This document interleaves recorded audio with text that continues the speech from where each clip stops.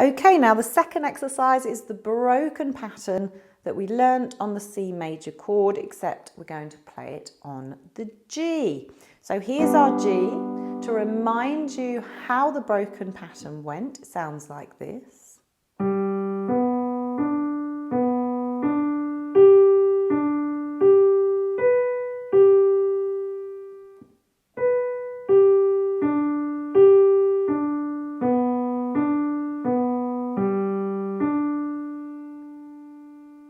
Okay, so we start on the G. We're going to move up in root position, one by one. And then we're going to move up from the B, the first inversion.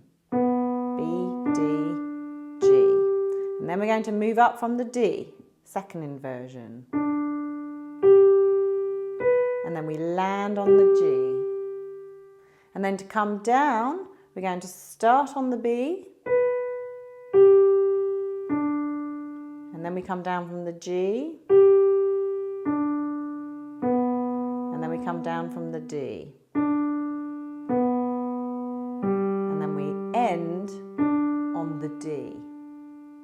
And if you get into a muddle, just remember the only notes you should be playing are G, B, and D. And we're just moving up and down. So we move up root position. Then we move up first inversion. And then we move up second inversion. And we end on the G. And then we come down from the B. Come down from the G. Come down from the D. And then we land on the D to end. And we want to get this as smooth as possible. And we're using the same fingers as the other exercise. So 1, 3 and 5 when we're moving up the root position. 1, 2 and 5 when we're moving up the first inversion.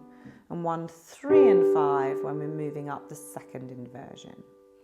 So we start on G nice and slowly.